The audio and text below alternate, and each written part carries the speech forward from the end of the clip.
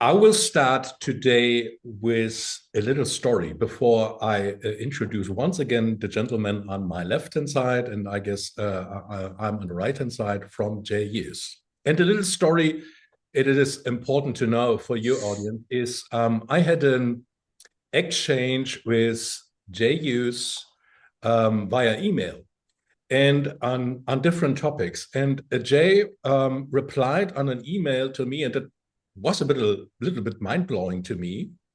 We had a discussion about the 1,000-year family vision, not a plan. And Jay replied, "Family is tribe. Maybe come to in society. Maybe come to in culture, or will become a culture, and perhaps the family will become a civilization." And that was just the starting point for me to deep dive on this kind of topic. And what I've done also in preparation, and maybe that is also important to you, Jay, I have taken a look in the greatest scriptures of humanity, on the Bible, in Buddhism, but also in the Bhagavad Gita. And it was fascinating to me, this kind of topic, what we want to explain today for our audience today, that is not new. That is part of our humanity. And I will share with the audience some of these very important things what were written up in these very interesting scriptures. In the Bible, there is a very interesting sentence: the covenant for 1,000 generations. Mm-hmm.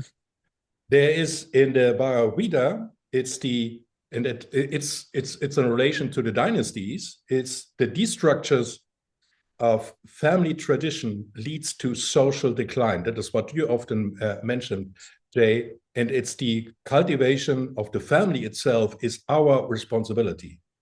And and also in Buddhism, while we talk today about legacy and all these stuff, it's just the opposite. I use this also, is the lineage as the unbroken chain of transmission. And the Quran from the Islamic is the ongoing charity is the eternal legacy. And the Torah, that's also the very important book of the Jewish, is the inheritance is the scared duty. So welcome, Jay, that I have you once again on this very important discussion. What we want to discuss today is maybe this transition from a family as a tribe to in society, little society, to become a culture, and to become, in the end of the day, in civilization. Welcome, Jay. I'm more than happy, and I look forward to our discussion today. Well, Jan, thank you for inviting me again. Hello to our audience. Some of you maybe have heard us before, some will be hearing for the first time, but thank you for taking your time, which is your treasure, to spend it with us this morning. Thank you. So, Jay, can you pick me up, and also the audience, what is the original matter that you replied these lineage, family as a tribe, maybe come to as a small society, become a culture, and then probably become a civilization? Is this just from your experience? Can you pick up and paint a picture for us? Well, let us start with one tradition, which you didn't mention, which adds to the list. Jan, when I began this journey to try to help families flourish, in my terms, reach their fifth generation, that's 100 years, or well, it's about 150 years, in good shape and go on from there. I was influenced very greatly on the societal issues that we're going to discuss this morning of family by Aristotle's Nicomachean Ethics and his politics. So this is yet another of the paths in our that all parallel. Aristotle says in the Politics, when he speaks to the question of governance, and he speaks, by the way, to all these levels of governance, as is teacher Plato had, but Aristotle disagreed to some extent with the teacher. This is the nature of ideas and exchange of ideas. And he says in the Politics and indirectly in 𝐘𝐻 Ethics very clearly, the family is the building block of everything. Yes. This is so basically true. However, when we think about societies, we think about sometimes millions of people, we think about layers of government decision making. We don't begin with what Aristotle so brilliantly observed, and maybe one of the greatest, if not the greatest observers of all of us, of anybody, and that is that the first place for joint decision making is the two people who form the family. So every civilization, the end of this, and the way you put it, family, tribe, society, clan, etc., begins with a creation myth. Everyone. And that creation myth has traditionally been a man and a woman, and simply because that's how we were observed. And if one thinks about this, and we don't by and large think about it, but you and I are going to ask the audience, think about it this morning. When those two people decide to form family, and as we've discussed before, the dictionary says a family must be two or more people. Yes. So you can have a single person household, but family requires two or more. So, okay, that's family. Two or more, if we think about it again very carefully, we realize that if they're going to become a family, each of them must give up some freedom, hoping they'll become more free by the promises the other makes. This is joint decision making. Yes. Pure and simple. So what Aristotle observed is the family is the building block because it's the first place for joint decision making. Now, when you get to tribe, but you have clans in between usually, so the brothers and sisters maybe form clans, turtle clan, eagle clan, whatever it may be, and they make decisions at the clan level, and then all together as a family they make decisions. You see how this is building? Yes. Then you have tribes. So now the clans become parts of the tribe, the families become parts of the clans. When you have tribes, and they tend to be about 150, that very interesting work of that man, and more than that, you split.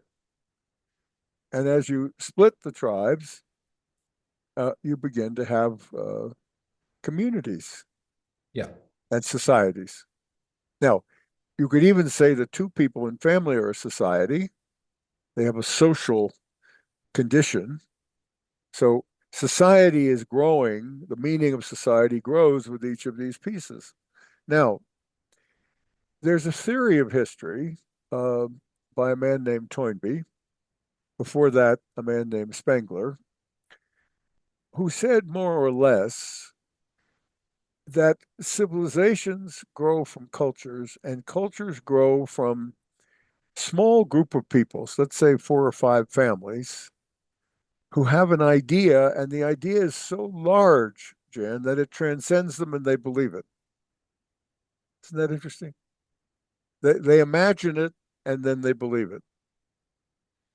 That begins a culture in that society that supports that society. Yes. Families, clans, the tribes, the groups. If that idea is big enough, a second ring, a ripple, if you will, of people hear that idea and say, "Oh, we believe it too." Now you have the beginnings of a civilization growing from that culture, because look at all the joint decision levels. And then in this theory of history, which I love, is what shall the barbarians do, which means others. So those in the third circle around the group of families and then that second group, what should they believe? And they have a choice. Shall we believe this culture or that culture? Mm.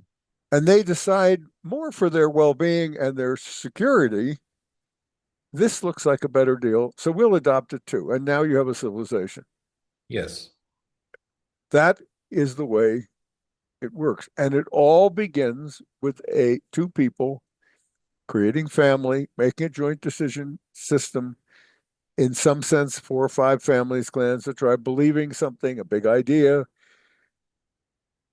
All begins. Now, let's say one more thing. How do civilizations collapse? Mm-hmm. Oh, Mm-hmm. well, Jared Diamond would have something to say about that in his great book about collapse. Um,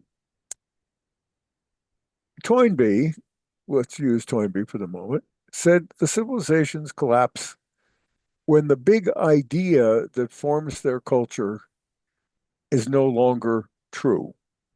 Mm. Now, lots of people, lots of environmentalists say that societies and cultures and things die from the environment. I'm sure that's true. I'm sure if you don't have enough water or some big tribe comes in, whatever, I'm sure that.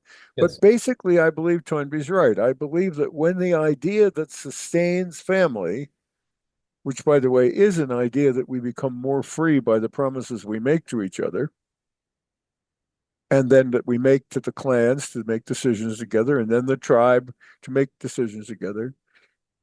When the big idea that sustains us, which is a form of freedom, how do we prosper? How do we in Yes. our own lives? When the idea collapses, the thing collapses. The air goes out of it. And by the way, that's exactly the same thing as my experience of entropy of 3 generations and out. Yes. There's Yeah. no sustaining idea. I would almost call it a spiritual belief that is shared, that transcends and lifts. And in that capacity, we're willing to give up freedom to the system to maintain that idea because the idea maintains us. Yeah. That's a lot of philosophy early in the morning here in Aspen, Colorado. No, that's it's absolutely fine, and it's quite interesting. And if we can make a step backward, and I want to make to be a little bit provocative. I mean, in today's world, a lot of advisors talk about maybe you should plan for the next 50 or 100 years.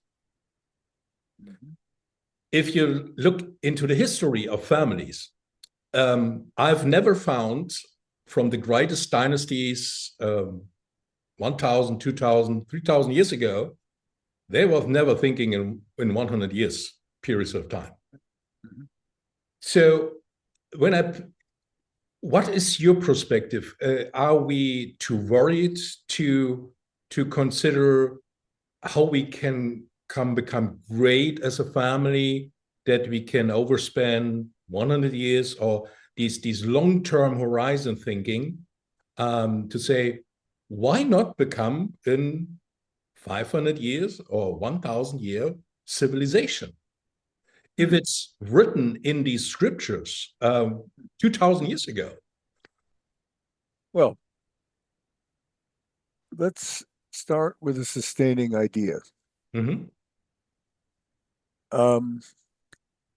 Each of the civilizations and their great books, and let us remember these are sacred texts.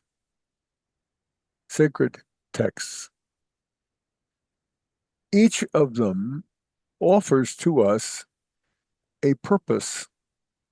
Yes. And that is not simply to recreate ourselves, that is a biological necessity, but to regenerate in our time of leadership the ideas that are sacred. Yes. Ah, see, that's what's hidden in this. It is that each generation at its leadership, its elder period, by the way, when it reaches, we can talk about that if you want to, when it reaches having members who are committed to the whole with that belief, they are holding the sacred text. Mm-hmm. They're holding the sacred purpose, which is that in this community, by participating, by holding these sacred ideas and practicing them, we will have 1,000 years of bounty for everyone. Mm-hmm. We will become abundant. Yes. Now, we may have scarcity of food, but we will have an abundance that transcends the scarcities, and we will survive them. Yeah. So the sacred text that you brought us this morning, it's the word sacred that matters. That there is an idea that is sustaining. You feel this theory of history? Yes. And it becomes from family. Two or more people in this sort of small group believe that that idea is able to be sustained. It can be practiced. That's how, and of course, you get 1,000-year family. If we took, for the moment, the Jewish community that you cited, and I cite this often in my work, the archaeologists, as opposed to the Jewish sages, have proven that there were small tribe, almost certainly these people, somewhere between 1500 BC and 1200 BC. Well, here we are today, about to celebrate, not I, but we as Jews who are Christians in a certain sense, are about to celebrate the Passover and the Easter. Yes. Oh, gee, that's a long time. Absolutely. Absolutely. Well, it proves your point. That's why with something with a tribe that we can all recognize. I see what he's saying. A common set of shared ideas, ceremonies that by practicing, we are sustaining the beginning of that system. It's interesting, isn't it? But what is, from your point, and also from your experience, what holds most families back, let's say this way, to look over the horizon? Okay. Let's be really, really fundamental. If they have a consciousness, whatever their language it may be, that wealth means well-being, they can go on a journey. Yes. If they believe that wealth means financial capital, they're done. This is the core of what our ancestors in our common German-English experience. Here you are, I'm half German and half English. You're a German man. I don't know what your other halves are, but for the moment, I'm pure German. Okay, we have a common language in English that we created together in the 4th century AD. That became English. It was Anglo-Saxon. It was German with Latin. From the beginning of our common language, 𝐕𝐢𝐝 means well-being. And by the way, when you look in the sacred texts that you're writing and you take the word wealth and you translate it, guess what it means? Well-being. This is an idea that human beings have, a huge idea. You see how big that is? And that can sustain you. But if all you see is the intermediation of financial assets, you're toast. There's no big idea. Right. Now, your banker might love you because that's all you see. But the banker knows he's going to get more clients eventually because more people are going to get stuck in that same problem. Right. And after all, you don't want to carry bushel baskets of grain when you can carry a coin. But it doesn't sustain it. There's no sustaining in it. Yeah, very true. There's nothing sacred in it. Yeah, yeah. So let's make a look. Let's make an outlook. I have a clear interpretation in an argumentation that we need, over the next decade, over the next century, we need more families that they have become a civilization. On the matter that on the one hand, we have these, I call it the danger, these declining birth rates. And on the other side, it's just undoubtedly, and many of us will be lucky, we will live longer. And what this mean actually is also, and I had this experience yesterday, that there's a couple with more than $1 billion in assets and no children. but they have a very successful running family business. Hmm. And they want to consider, could be this family business potentially our family of affinity. Hmm. That our idea, what we want, as we have started a couple of years ago, that extend over the next generations, because on the middle we don't have any children, and these requests also that more families become wealthy or rich or financially stable or abundant or stuff like that. It doesn't mean that they survive over the next 2 generations, because they only focus on the money in investing, and no society around the globe have any benefit if these families are disappear. Mm-hmm. Also in regards of social economical tensions, I mean, you can see it in some countries. So do you follow my argumentation that we need strongly more families capable of that they have become a civilization for the benefit of for all of us?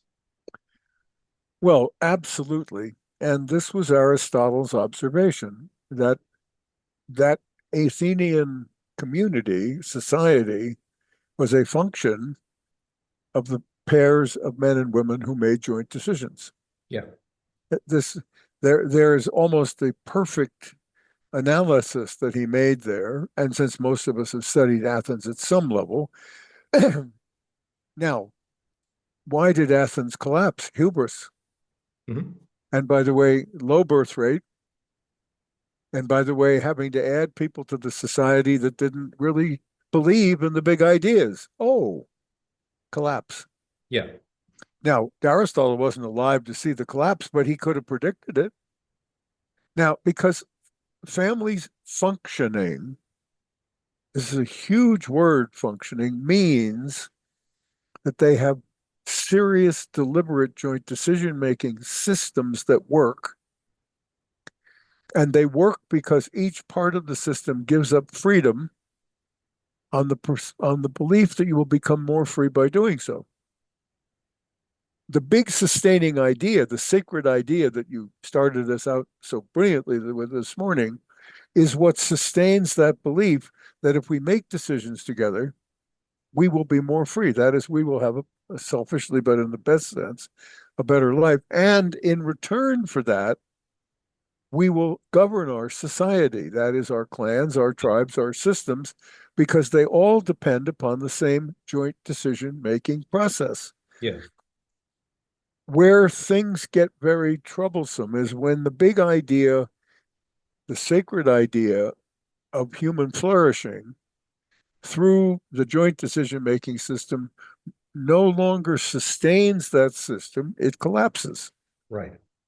Now, part of what has sustained human societies is children and grandchildren. We see a willingness to continue to make decisions through our lives when we have continuity, affinity. We see these coming.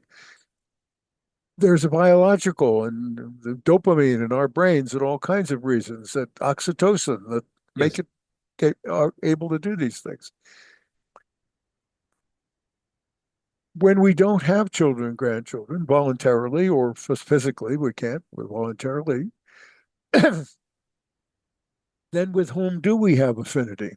And then the question is, do we still have an interest in the society and in its continuity?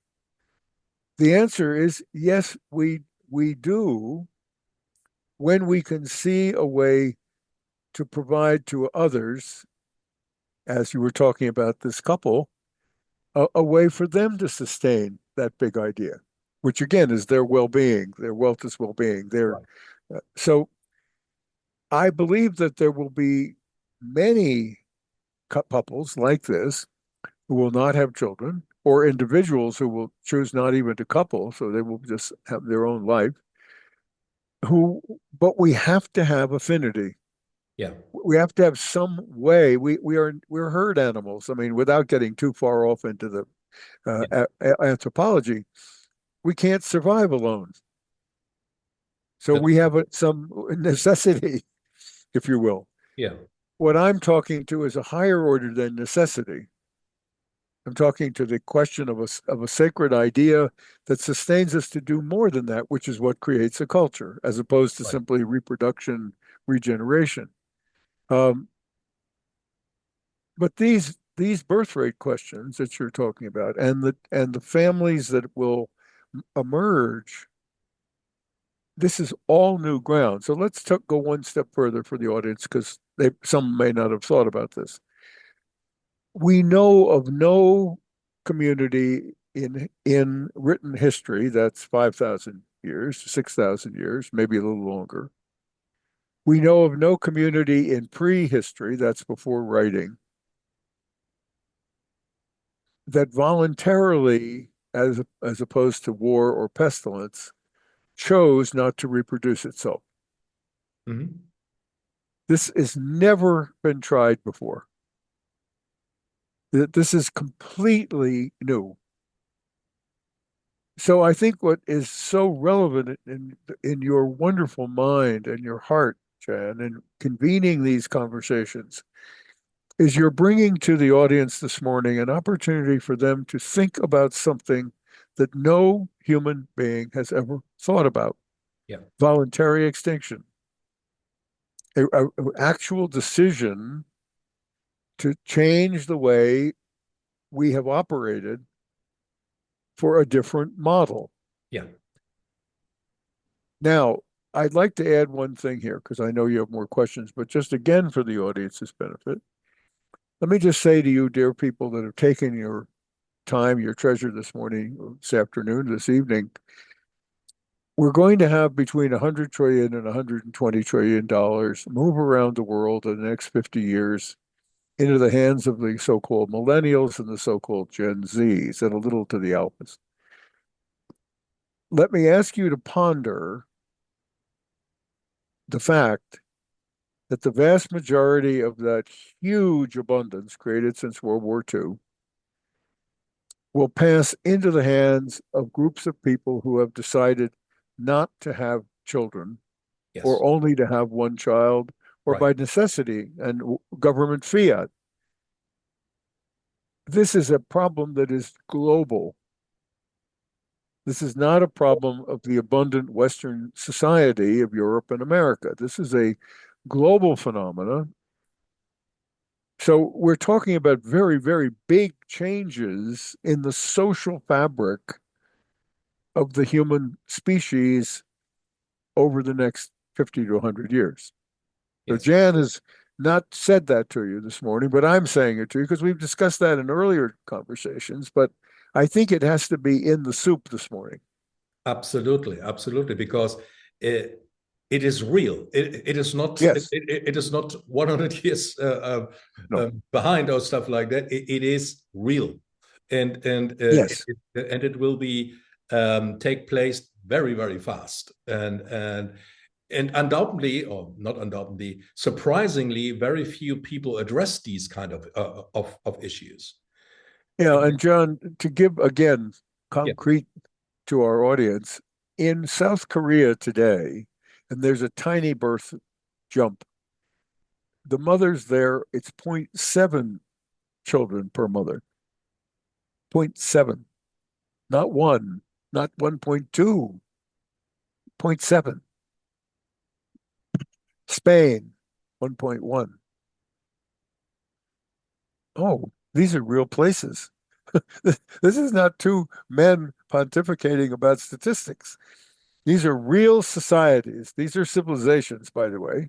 Spain and South Korea, ancient civilizations with cultures, different cultures. One's Confucian, one is more Western, Christian, Judeo-Christian in a certain sense. Um, Maybe a little bit of Einstein in there, a little of Nietzsche, but these are real places, Right. living real people making real decisions. So this is not some airy-fairy conversation this morning. This is what's happening today and has been happening over the last 50 years. So Jay, let's spend in the last quarter of today just build a bridge for them. Maybe some in the audience will say, yeah, I hear you. Mm-hmm. What is actually the solution? Maybe the solution. And I will take a spotlight on the family of affinity. And for you in the audience, I'm a very deep student of your book Compact, and it is clearly recommended. I will put a link in the show notes to the book. In this book, all is written, right? You don't need more courses or stuff like that. Read it, understand it, implement it. That is just my advice. And can we spend a little bit on the family of affinity, on the mechanics you described this, on the how we make decisions together, and because from my perspective, the family of affinity will be the predominantly type of model over the next 50, 100, maybe over the next 1,000 years, right? Right. So please pick us up and give us just a picture. Right. Well, let's take words again. The audience won't be surprised, and when it's you and me, that we love words and we love the meaning of words. And words, meanings are always pictures. As the great Iain McGilchrist, who writes about one of the, by the way, issues of the modern world, is that many people's right hemisphere, where imagination is, have been turned off by STEM, by left hemisphere educations. So let's use our right hemispheres for a moment. Let's speak in metaphor. So the first thing that the word affinity means, and there are 14 definitions, again, in the English language. By the way, this word is almost perfectly translated in all Romance languages, and in many other languages, you get close to it. It's an word, original word. Yeah. It means the first definition of the 14 is relations other than by consanguinity, which is a huge English word meaning by blood. So the first definition of affinity is human relations, positive, I should use the word very carefully, positive human relations other than by blood. Okay, now, not to trick anybody, but if you come back to that first couple, founding myth in every family, every tribe, every culture, every civilization, they share no blood. Yes. They share a little bit of DNA. What they shared was affinity. Right. Positive connection with another human being is the way you define that emotion, that spiritual, that connection, is they have affinity for each other. That's the beginning, regardless of history. It's always the beginning. Yes. Well, if we start there and we say, oh, I see what he's saying, then how do you create a family of affinity? The great question is, are you welcoming?